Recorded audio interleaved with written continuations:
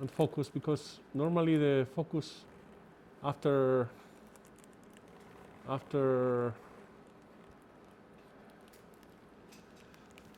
Morsellation is different than the focus after. So this is the veru. There's a little vessel bleeding there. So this man had an operation before, you see? He had a TURP or something before. And you see, he had a previous operation. So he has synechia, you see some tissue was resected. So, yes, he was, he doesn't remember. He doesn't remember, but I think this is not a normal anatomy. I think he had something done before. Let me check if I can stop this little bleeding here, maybe here also.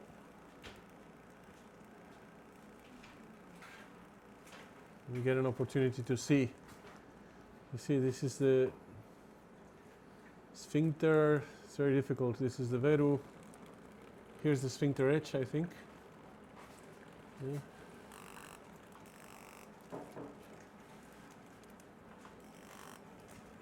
But here it comes all the way down here, I think. You see, this is all remaining adenomatous tissue. Let's see if I can focus a little bit better. So it's going to be an interesting case. Huh? This is my white line. This is the recognition of the sphincter in this side. And here is the other side. So we're going up this way, coming.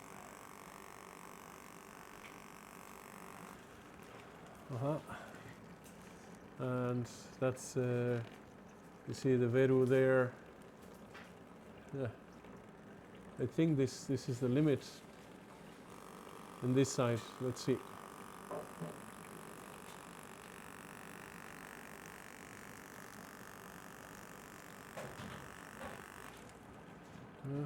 A little bit asymmetric, but because here could be. Well, let's see, and then the proper limit might be below here, like, yeah, coming down this way, you know, rather than something like that. And it's more symmetrical, you know, more interesting. Okay, so let's see. Now I'm going to go close to the verumontanum, trying to get to see the plane lateral to the verumontanum, enter the paracollicular space. Let's see. Here I will try to do the same. Apparently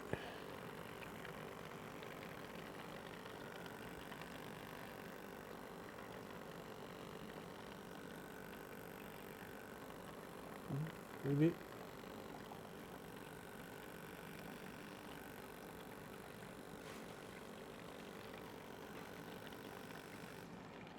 here, you see, that's a good one. This is a good one too. Here we're probably coming up this way. Okay.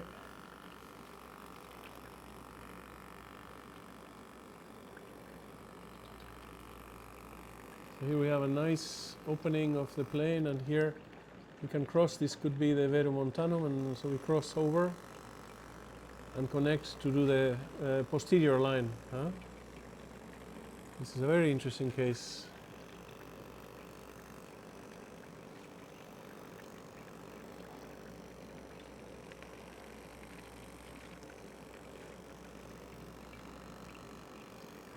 Posterior line, so we go from side to side, trying to develop the posterior plane.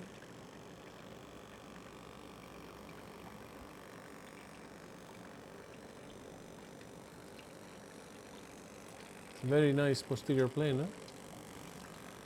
It detaches very nicely, very easily. I'm not even, you know, doing anything, just okay, so that's posterior plane. Let's see how much further can we take it.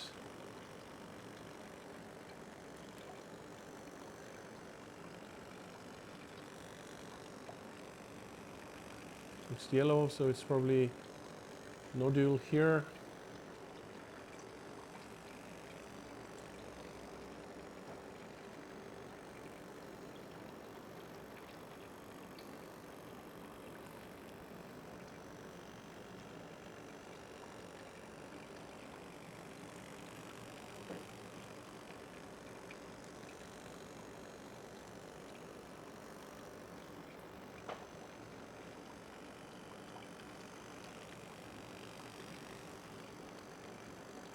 Okay.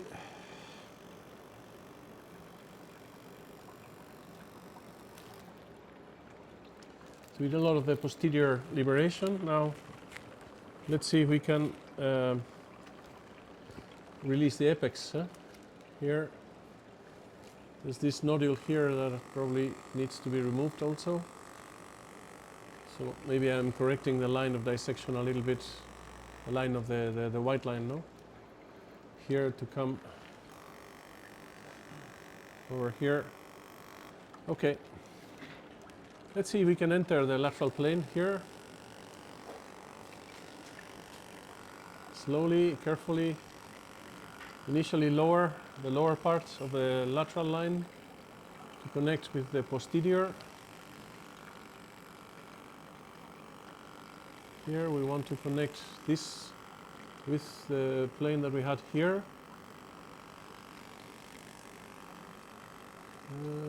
There we are. You see, it looks quite good there. And here, as we come more close to the white line, we need to see where does it want to go. Nowhere, because the anatomy is quite distorted here. It's not so easy. Let's try to protect this sphincter part by cutting the apical attachments first and then continue the development of the line. Here we are. This is one of these cases where you need to be careful, creative, confident, because it's a very strange case, no?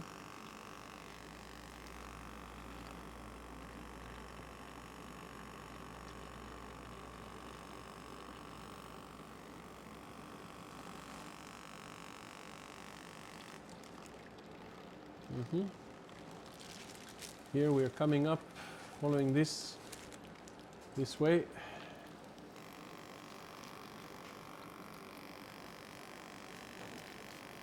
So let's mobilize even more, coming further up to get progressively more and more mobility and detachment and understanding of the anatomy and the plane and everything. Here we are. And this is the beauty of En-bloc, you know, if you have to do these cases with an incisional technique, I guess it's going to be much more difficult because, you know, you cannot even enter very well towards the bladder neck. Everything is irregular, so, you know, anything is possible, but I think En-bloc is good because when you finish the apical liberation, the rest is going to be the same as always. It's going to be going around the plane, going around the plane and trying to detach everything. Let's see.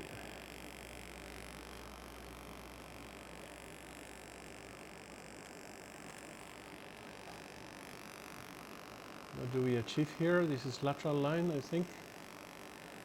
Lateral line.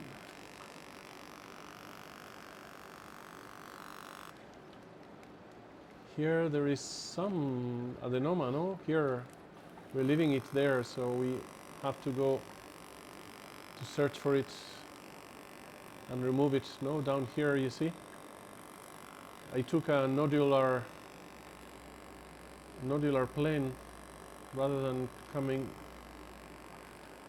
all the way capsular. So let's see how can we negotiate this.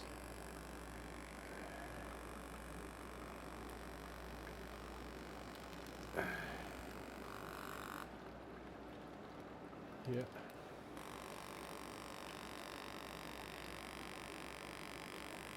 And I have to go further up because that's a nodule, huh? That's BPH tissue.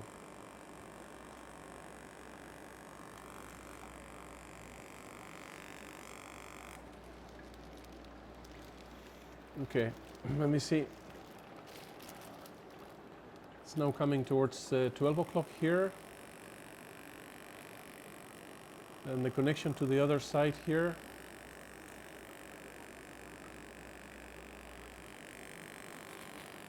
Okay, have to go around this and around all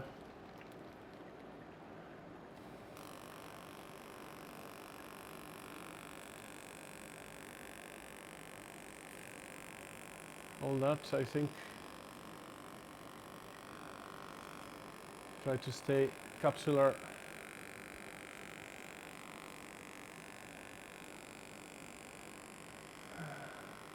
So now there's a little bit of chaos here. There's not a single line, you know, so I'm going to try to do my best to carry this line and try to make a new line that is going to guide us, you know, so we don't confuse ourselves with many different lines. Let's see. Here we are coming out very close to the capsule, so this is a good plane up there.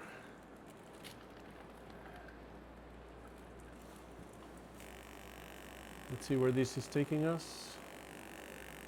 Up here, yes, it looks good. More or less good.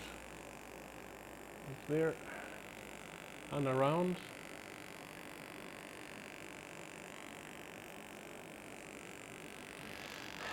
So in order to do these more complicated cases, I think you need to have a lot of skill and a lot of confidence. And if you think about it, we have saline for irrigation.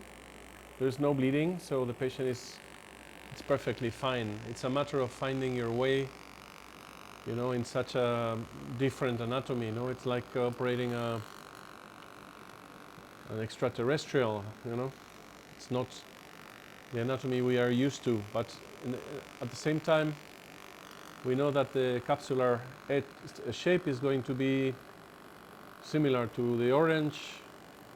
We're going to be dealing with familiar, let's say, familiar planes and familiar shapes. So let's see, that looks like adenoma here. Here I think I am connecting the posterior line that we had. Here you see this is posterior line. It's connecting very well to what I'm doing now, so it looks very good to me. Or much better now, we can tell that this is a continuation of the line that we had from below here. This is a continuation, and now we can follow this line to go around.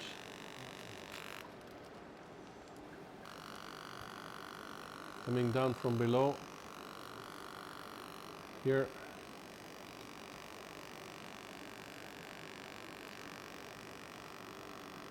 See if you see some deepening, maybe we need to get closer to the side of the adenoma so that we don't go excessively deep, but this is a plane that we can let's say detach very nicely. And then here, let's see what we have. Now when we come anteriorly, we have all this anterior detachment done, and here we are, let's say, connecting to the other side. Here's the other side. We started down here. I wanted to protect this, let's say, line of mucosa. Let's see if we can. Because we will need to remove all the tissue that we find here, down here. This is lateral line on the other side, coming up and down. coming up and down.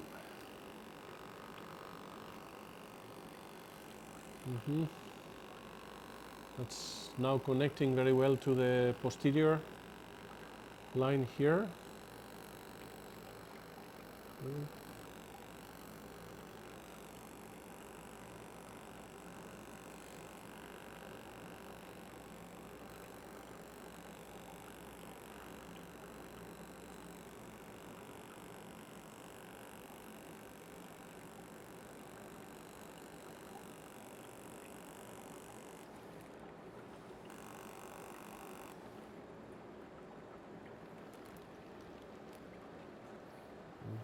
This is probably the sphincter edge here, so let's.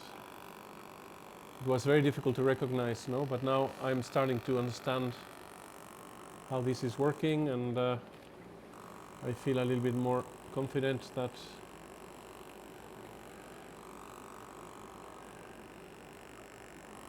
this is correct, because we are removing all of this is adenoma, hopefully, and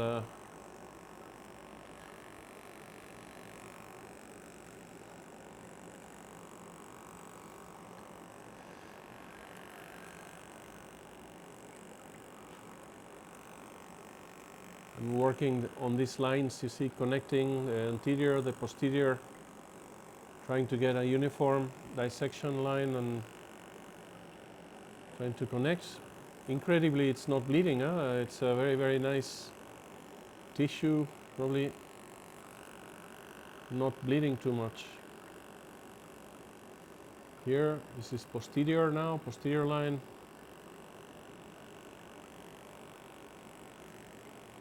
Now we're coming up here. Now we need to see anteriorly here. What do we find? That was beautiful plane. Now here is the apex, this is the anterior. That's the plane from the other side, and this is the connection, I think. So we could go up here,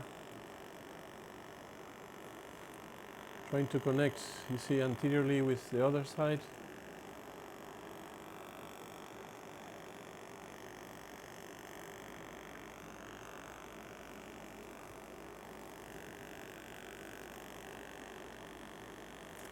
So anterior line connecting to the anterior line of the other side. So now the apex is, the sphincter is free from the apex, and we have to deliver. Due to the, I mean, if you look at the length of the lines, you can tell it's a very, very large gland. It's a very large gland. It was estimated to be 190, so, you know, probably very, very large. Here we have a discrepancy. Let's see if we can fix it. So we come. This looks very capsular, so let's just remove this nodular tissue from this side here and connect to the previous plane here. So we have a nice lateral line, and we can remove all that, let's say, BPH tissue. Many times when we do a retreatment, you know, it means that the patient had a previous treatment and it failed, no? But because we have the patient again on the surgical table. So when we do a retreatment, we want to try to do the best possible work so that he doesn't need to come again, no? How many times do you think it's acceptable to treat a patient? This is again another of the premises of the industry when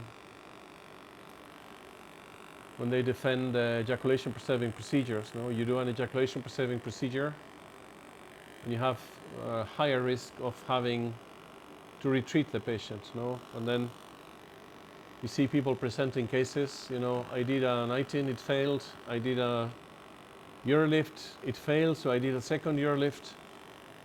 And then finally he got the final treatment. No? So how much of that makes sense, no? I don't know. For me, personally, it doesn't make a lot of sense. And I have to say that when I see patients that need reoperations, they are a little bit frustrated. No, they would have, I don't know. There is a lot of regret sometimes in these choices. You know, patients choose something that sounds attractive, you're going to pee very well, you're going to keep your ejaculation, and everything will be like before, just you will be peeing much better. But then they realize that the symptoms do not go away completely. They still have, you know, bladder hyperactivity symptoms, and they end up seeking treatment again, you know, and that there is some regret and some.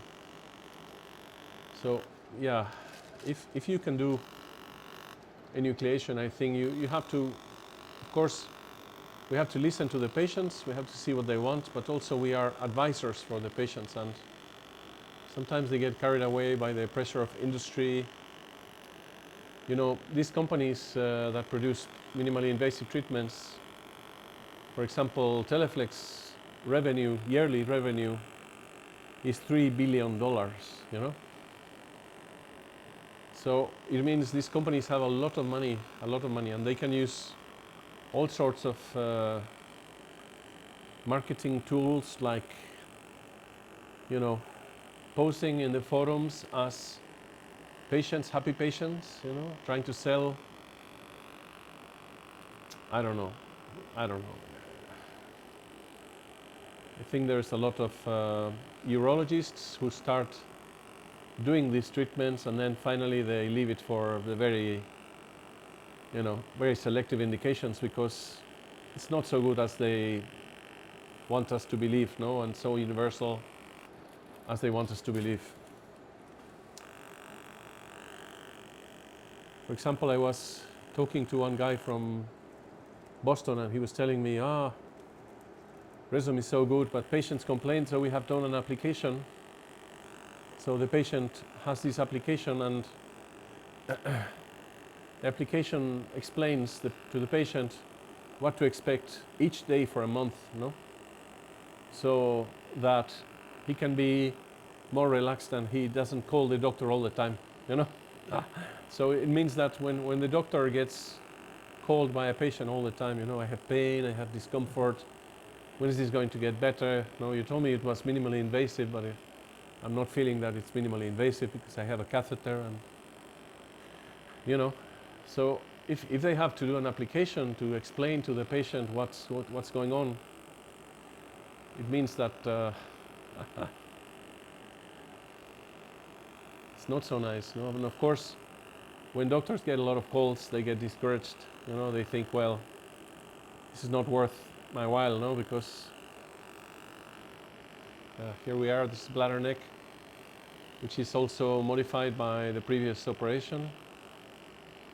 I think it's a nice last case for the day, yeah? Very beautiful, yeah, very beautiful. Very interesting case. But as I said, if you, of course, you need to understand the anatomy, you know. The more cases you do, the more equipped you are to do these stranger, difficult cases. But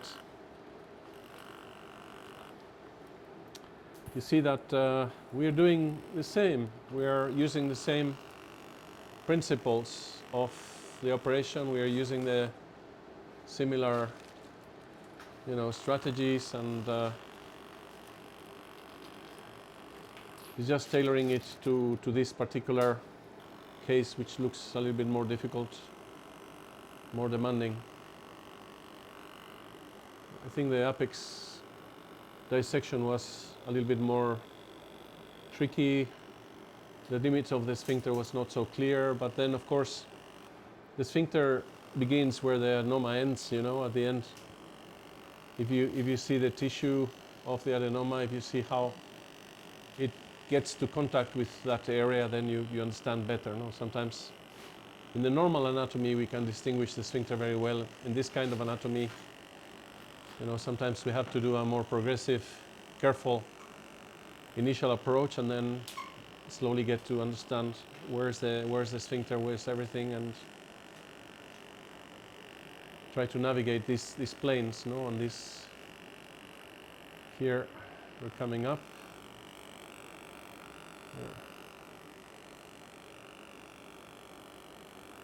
This looks like capsular. This looks like a good plane. Let's see.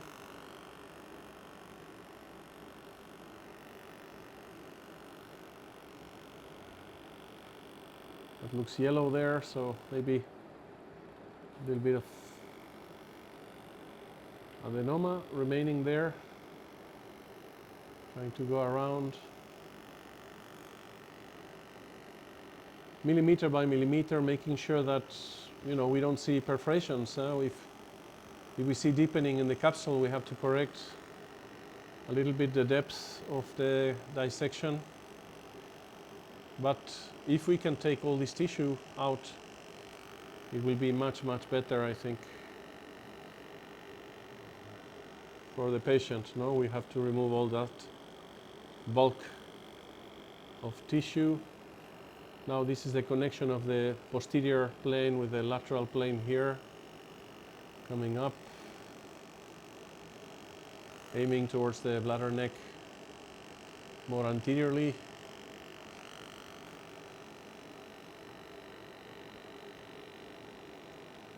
This is a nice case, huh? Very complicated anatomy. Crazy, crazy. Yeah, well, at the end, it is an extreme case, but you've seen now, what, 15, 20 cases and almost 20 cases. And now you can see what I'm doing. You can understand what I'm doing.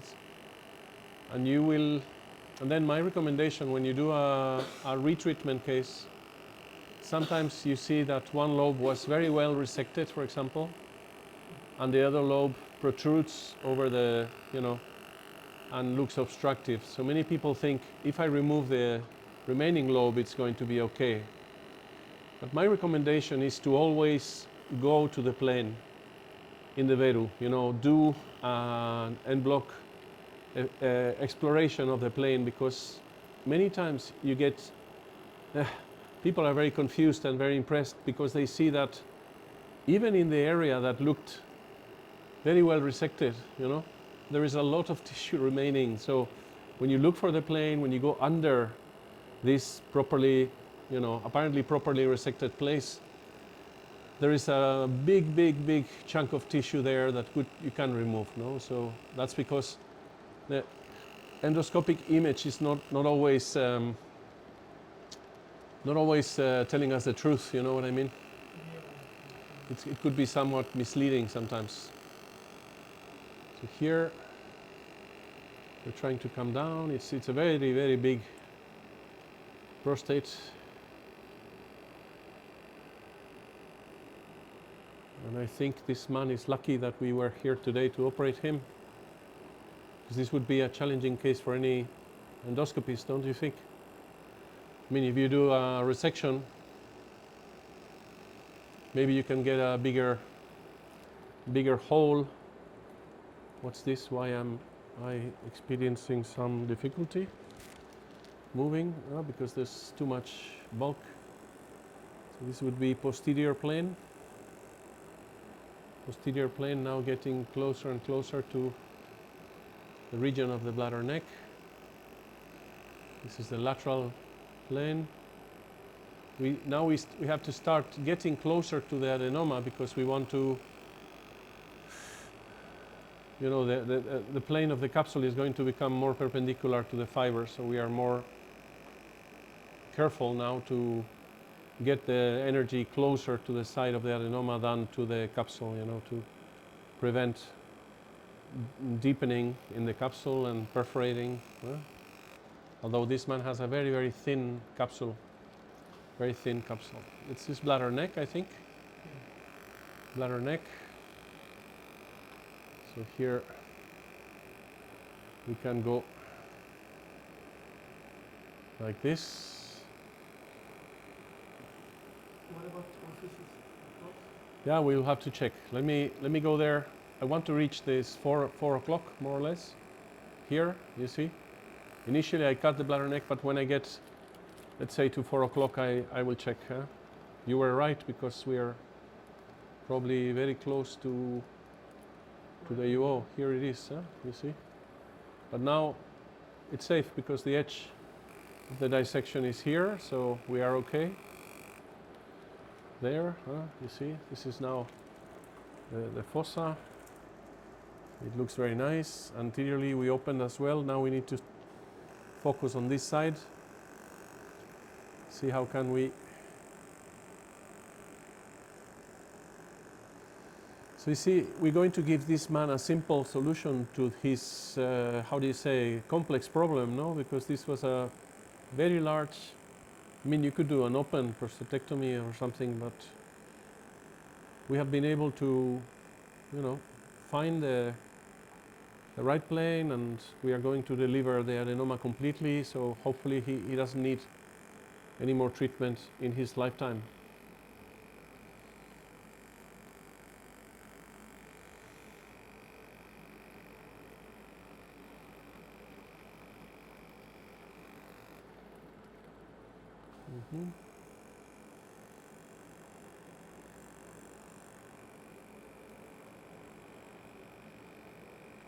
This posterior plane down here, maybe.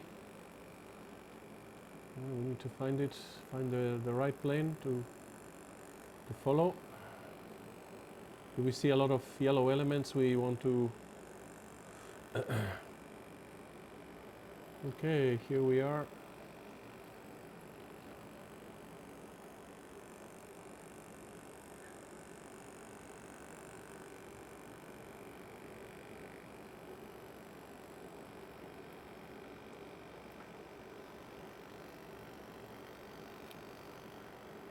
I think it's a reoperation case. Dr. Shumanov said he had no previous operation, but I think he might not even remember. But it looked as a redo case, clearly to me.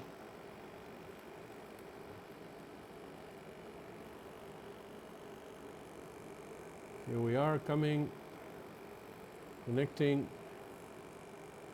coming up and around the adenoma, trying to follow the nice plane posteriorly. Remember to stay aim towards the adenoma, because it might have a very big retrotrigonal component as well. You see that looks like a big nodule.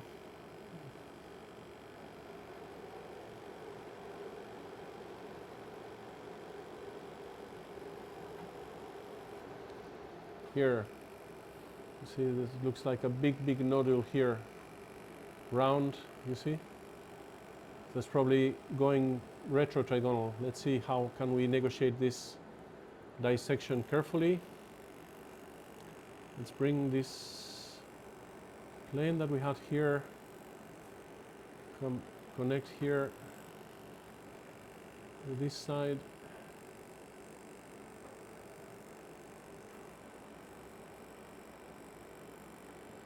Here, let's see.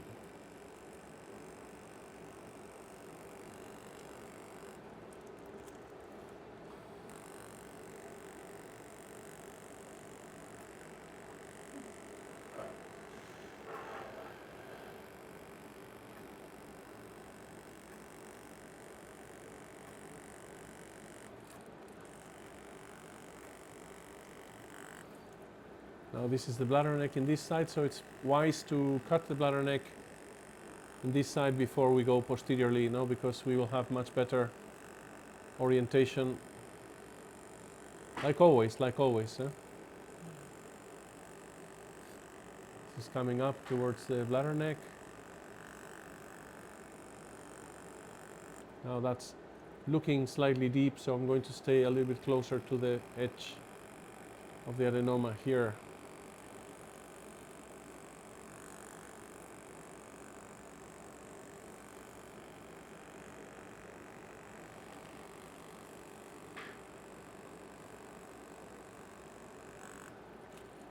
So here we need to see the UO. Here it's lateral to my line, so we are okay.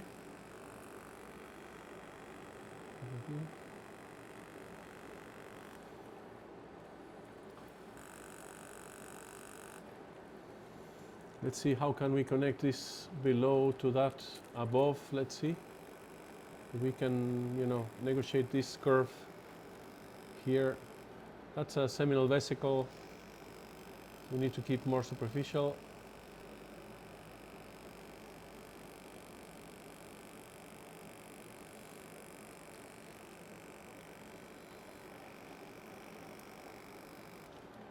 What is that? That could be the retrotrigonal space. Let's see. Here also it looks very deep. Let's stay up.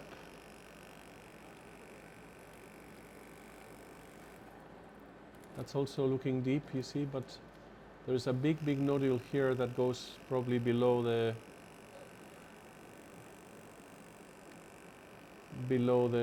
trigonal area. You see that? It inserts itself there.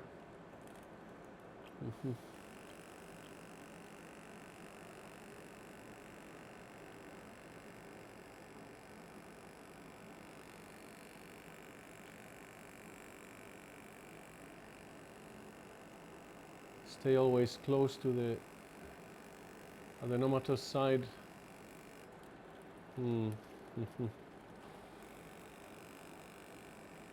Minimize, I mean, small perforations, as I say, always are allowed. You can do a little perforation, but you shouldn't be doing the big ones. No, here again we need to stay inside of the plane, so we go cutting even more closely to the side of the adenoma to see if we can remain inside the capsule. Here it jumped a little bit, so that plane would be crazy to follow, but here you see we managed to correct a little bit, so now we can continue working. It jumped again. There is some tissue here that when we reach there it jumps. Let's see if I can stay close to the side of the adenoma here. This is from up to down, and this is from down to up. Here this was the good plane, and it jumped again. Probably we are trying to develop this a little bit more. You see, we have to do small improvements, small improvements, because this is the bladder neck, and the UO we saw it was lateral to this. This is bladder neck as it was resected before, I think. So here you can also mark from above. We could go and see the other side, see how it looks like. Here, bladder neck, the UO looks a little bit funny, no? This tissue. The UO was, it looks like a papillary lesion. This is the UO. And here, from the anterior, you see, we can see that this is the line we did. So we could bring it here to connect. So we can go from above as well and connect a little bit, so when we reach this point from below we are already there and there is no danger for the UOs or anything. Okay, also we need to see how mobile this piece is, because that is getting under, I think. When you look at this ball, you see it's going under the trigon. Here we're gaining some mobilization from the side and from above. Let's see. Crazy, yeah? Crazy anatomy of this man. Let's see if we come from this side, maybe we can mobilize this lobe in order to be able to push it into the bladder.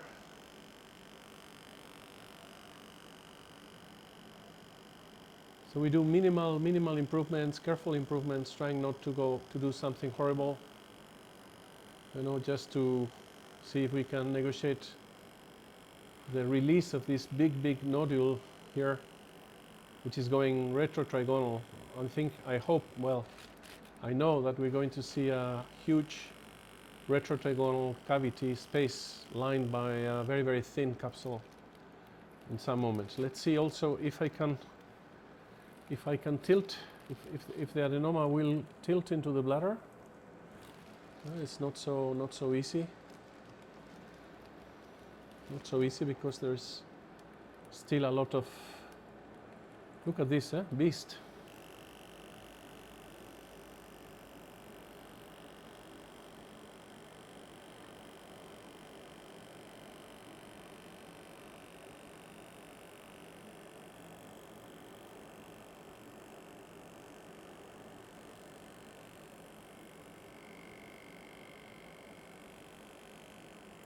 The more we liberate, the more we can move it. So finally, I hope we can get some. You see, that's the capsule. It's like a membrane. What was that? Some water stuff, no?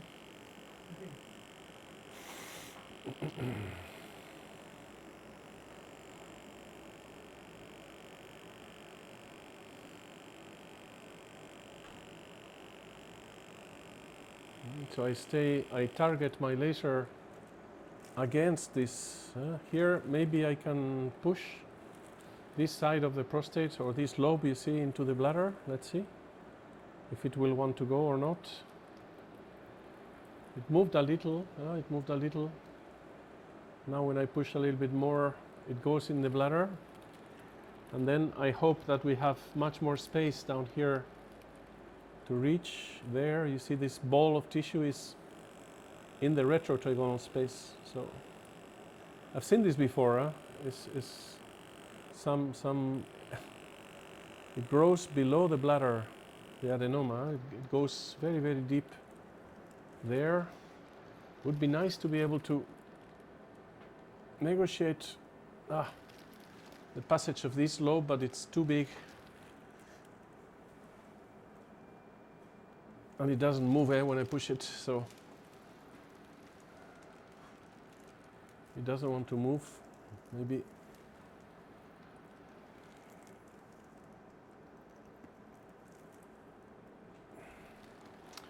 not yet, still too attached, I think, down here.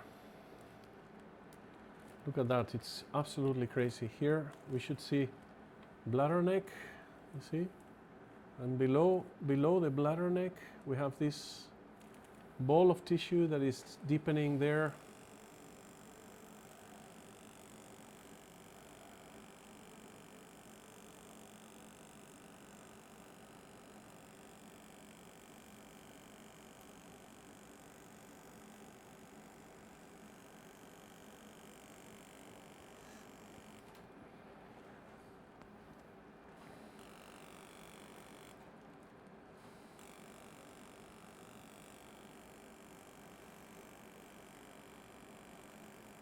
So here we are reaching the bladder neck level, also detaching some of these crazy attachments to the bladder neck region here.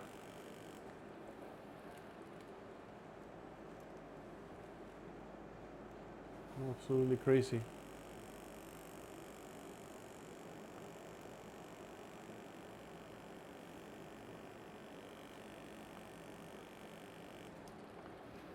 Okay, so slow progress, but somehow we are getting closer and closer to the edge, and the moment it's free, I think we will be able to tilt it or to move it.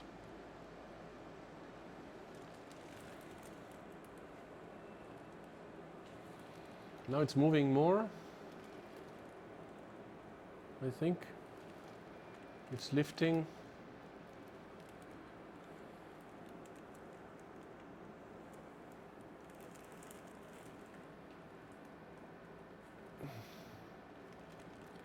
Not so easy. There's not so much more left, I think, to release here. This is nearly released, but it's such a big protrusion. It's like a nose going inside the, you know.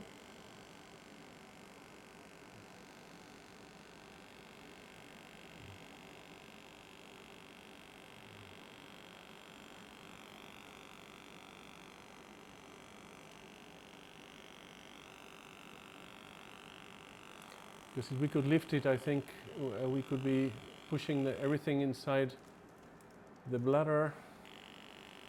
You're getting there, huh? Now it's feeling better. It's moving better, I think, too. Let's see if we finish with these attachments.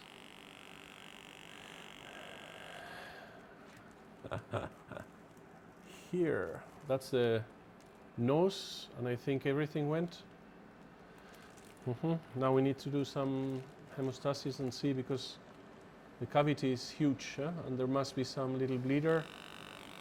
Let's do some hemostasis and see what happened here. You see, this is actually absolutely retrotrional. There is like a cavity here, because this is the footprint, you see, of this nodule that is under the trigon. Here is the trigon. It was growing into that like a big nodule. So you see, we can achieve a lot by using the energy carefully, and I don't think it's perforated there. I think it's just a very thin stretched capsule, you see. So it was a very, very, very interesting case. We went almost out in several occasions, but you can control your action and try to correct the direction of the. So keep the little perforations small. So crazy case, huh? Very, very beautiful. But as I said, the same degree of happiness. I mean, when you have a resectoscope in your hand, you feel very, very well equipped, you know, and you feel that you know what you're doing, you know what you can do, you know. After you get experience with the laser, you can also get that kind of feeling. No, here, when I was pushing, probably I opened the plane a little bit.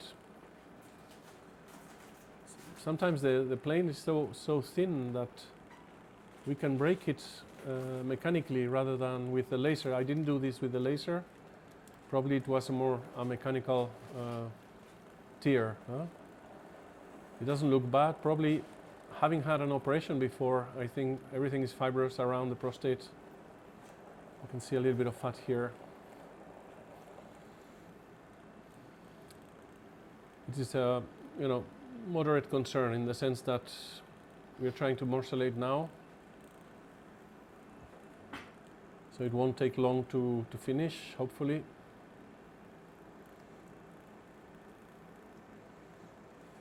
So this is the huge fossa that we found in this case. And as we go out, you see, we're going to see that probably this is the sphincter, you see? This is the sphincter, this is the sphincter's mucosa covering the sphincter. The veru is quite forward there, quite far away, because we, of course, it was a very, very large prostate. So I'm going to leave this here, try to stop the bleeders, because we want, of course, the patient to be safe in the postoperative period.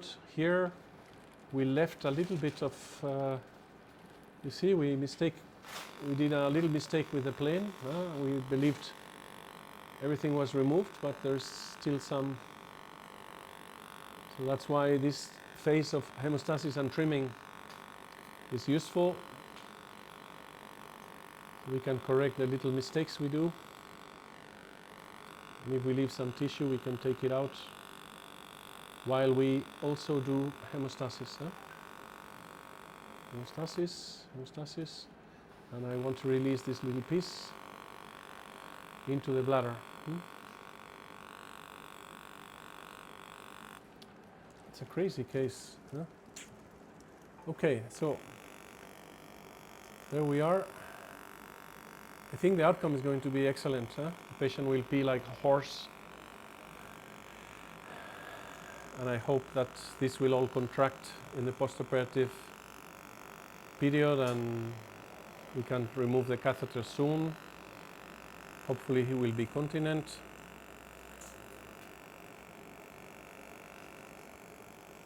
He has a second bladder here. Yeah.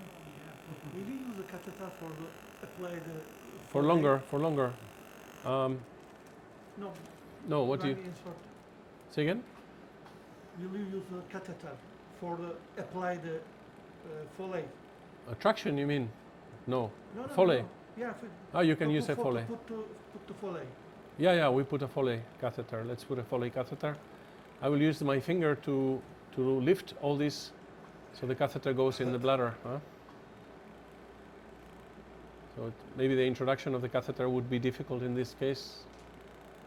So let's see, we will be careful so that we don't leave. The catheter prefer The fossa. Retrotrional fossa. Maybe. I wonder it, so I'm asking. It's possible. You know, we usually get very good hemostasis, so hopefully he will not bleed. And then where the catheter is positioned is irrelevant. You know, it doesn't matter where it is. Okay, this is all a little bit deeper area here.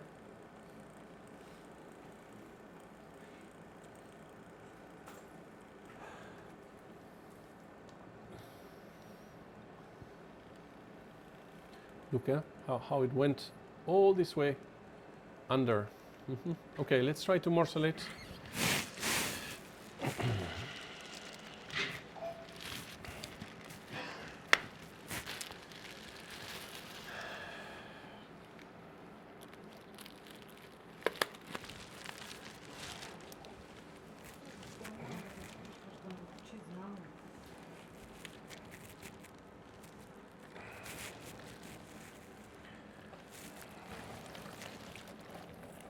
Okay, morcellator.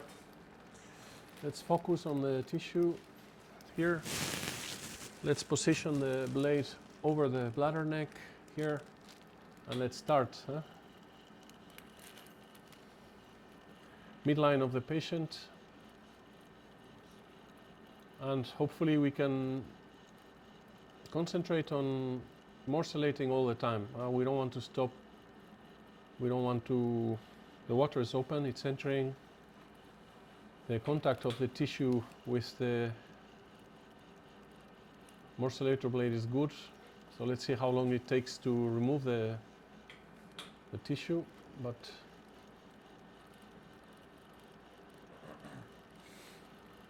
I hope we can be as fast as possible. Let's see.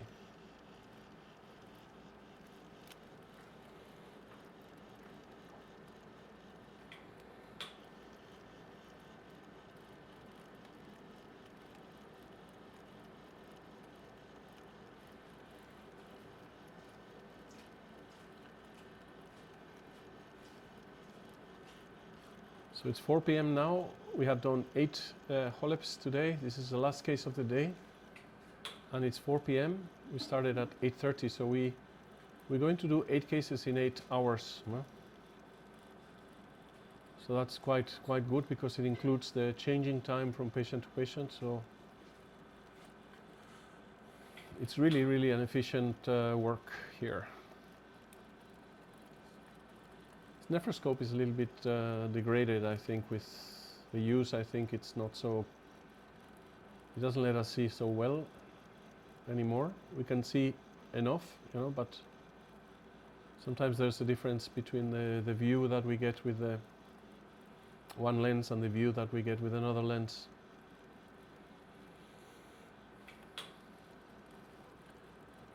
Also, you know, morcellation, when we the settings of the morcellator are also important.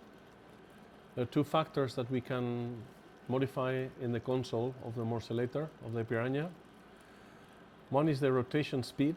Rotation speed means how many times it rotates, you know, in the inner blade, you know, around or over the outer blade, no? And I'm using 1,500 revolutions per minute, okay? So it rotates pretty fast.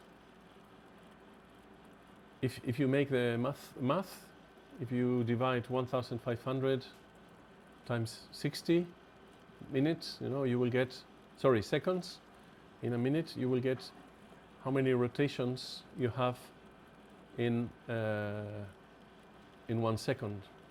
Okay, so in 1 second, I think it's something like 25 or something like that, because if you multiply 20 by 60, that's 1,200, no? It's like 25, I think 24, something like that, per second. So the blade rotates very fast. There's another factor that we need to set, and this is the frequency. The frequency, as you know, is the cycles per second. So basically we have to tell the morcellator how many times per second we want the blade to run a cycle of left and right movement. Okay, one cycle would be to rotate to the right and to rotate to the left. So for example, if we use 1 hertz, this is going to be 0.5 seconds to the right and 0.5 seconds to the left. Okay? If we use 2 hertz, which is what I'm using, is going to make 2 cycles in 1 second. So right, left in 1 second. And this is the rhythm, you see. So maybe we're dividing 25 in, by 4, you know, so it's about 6 rotations to one side, 6 rotations to the other side, and you know, so in 1 second is about 24 rotations per second.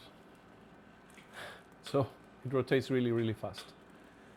As we saw yesterday, if we have very hard tissue, we can reduce the speed of rotation to morcellate harder tissue. But so far so good. I think the morcellation is quite good.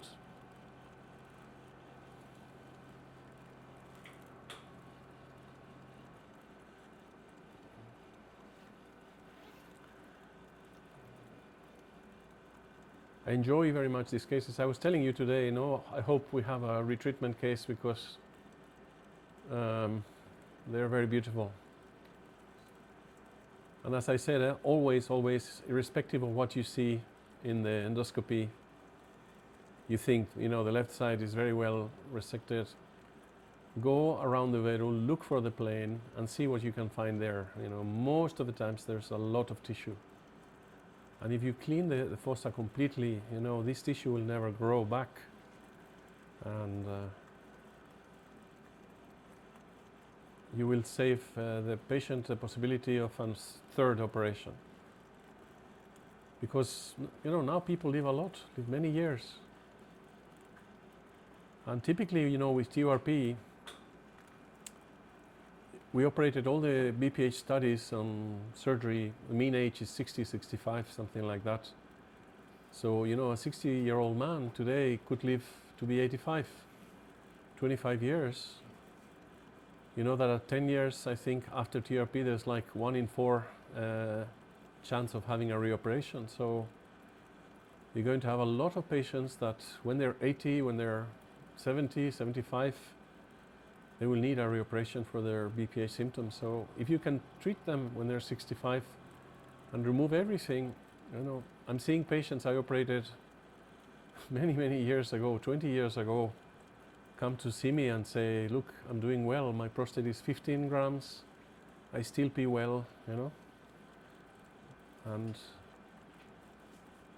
to that man, I mean, he went to the operating room once and he peed well for his life. And also I tell the patients that the prostate complicates the old age sometimes, so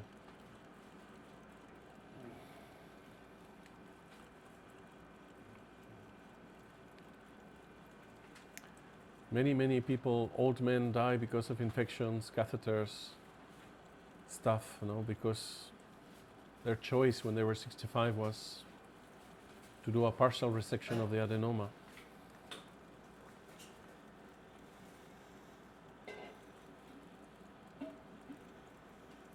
So I'm not blaming anybody, I'm just saying I feel well doing this, you know. Okay, change. You know what I mean? I feel well when I do this kind of work because it's giving the patient the best chance, no?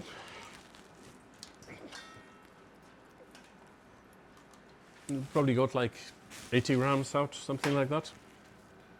The patient has catheter before the operation. He didn't come with a catheter, no? No catheter? No. Sphincter is Well, the sphincter is tell is- us yesterday. Maybe. maybe the Oh. catheter.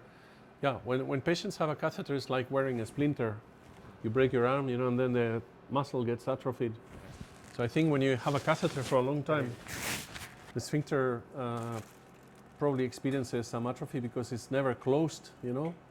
It's always open because of the catheter. So, but I have operated here. I have operated patients who had a catheter for many years, 5 years, 6 years, 10 years. Extreme cases, no, and the patients were continent right away or very soon after the enucleation. So, incredibly, the sphincter seemed to work despite. But if I have such patient, I tell them, you know, maybe you will have some stress incontinence for some time. You have a hypotonic sphincter, and maybe some rehabilitation could be a good idea. I don't know. We see all kinds of things, all kinds of surprising things sometimes. And it's difficult to generalize. You know, some people enjoy, let's say, categorizing different subgroups of patients. And sometimes they take it to the absurd, no? In these patients with 80-gram prostates who take finasteride, I have to say that in my experience, they behave like this or this happens, you know, and you think, why do you do that? I mean, it's very difficult to.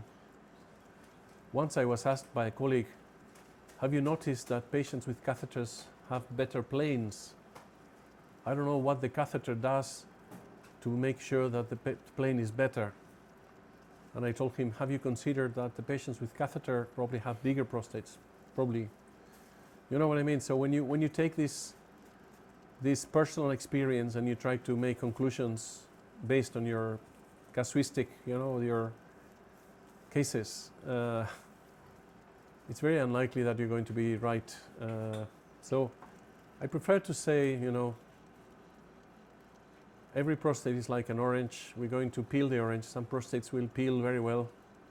Some others will be more difficult. But at the end, if you peel the orange, patient will be happy, no? Most of the times. Or at least if you're going to do this kind of study, trying to establish correlations, I mean, it shouldn't be based on your personal experience and memory.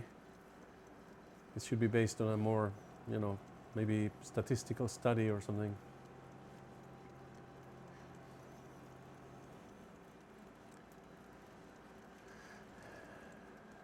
So, nice case to finish the day. Let's see if we can morsellate all this tissue and then put the catheter. The catheter might be a challenge because of that retrotrional cavity. Catheter is removing this case plan. Maybe two. Normally I would try to remove the catheter tomorrow, but here they tend to keep the catheter for a couple of days. So depends on when you are. I am very aggressive removing catheters because surprisingly cases like this sometimes pee very well, they go home and there's nothing wrong with them. You know, they can empty. More or less with these patients, you know, when they go to the toilet, if they relax the sphincter, the urine falls out, you know. So it's incredible that you don't need long periods of catheterization. And you get more and more confident, you know. Sometimes when I did a case like this who had a rough area where there is some fat visible like that, I thought I will remove the catheter tomorrow and then, or maybe I wanted to remove the catheter the next day, but then when I go to see the patient in the hospital, the nurses tell me, you know, we took the catheter out. oh, I was hoping to keep it, you know, but then they do well, you know, and then, of course, you start to get more and more confident removing catheters early, you know, because you see that for the majority of patients it's okay. I think with this next day removal of the catheter we get about 5% retention rate, so these patients will need to have a catheter back in.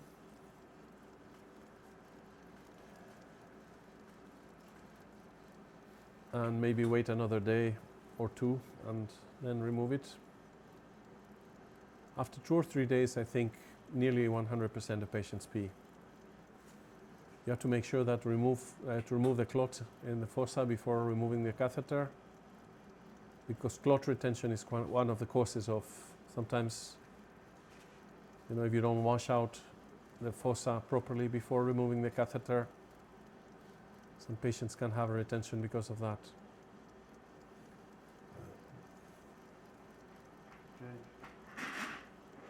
1 minute. Okay, change. Okay, let's change the bucket again.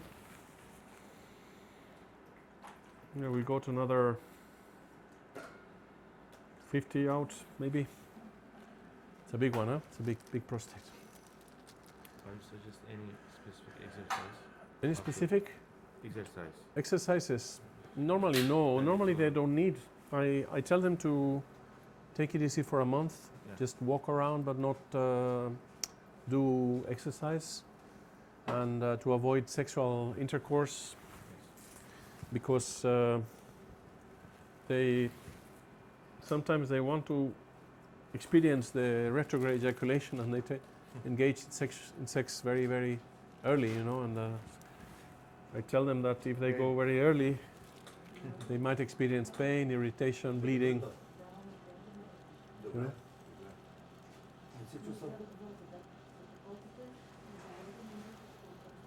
Okay. So, but if you want to, if they have some leakage or something, stress incontinence, something like that, they can do Kegel exercises, but not too early. I think if they start doing exercises very early, maybe they will irritate all this wound, maybe they bleed more. So we have also this magnetic chair, you know, the Morsellation, and we don't use it too much, I have to say, because we don't get a lot of stress incontinence. So, but this magnetic chair apparently is very efficient, more than the self-practiced contractions of the pelvic floor.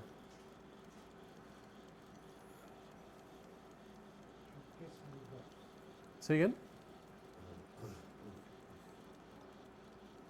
No, it's working well, the tissue is coming to us. I think we are nearly finishing the morsellation.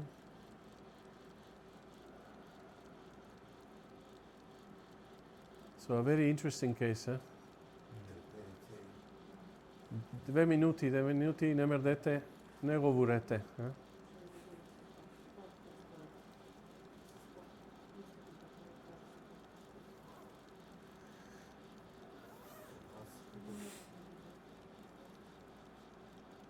There we are. So all the tissue came out, I think.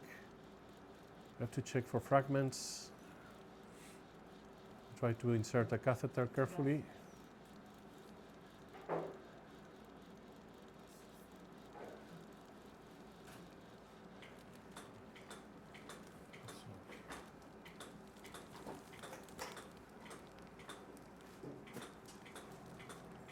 No, there's nothing in the fossa. So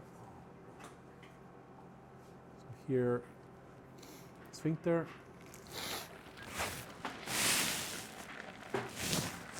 Thank you, Petya. Let's put the catheter with carefully.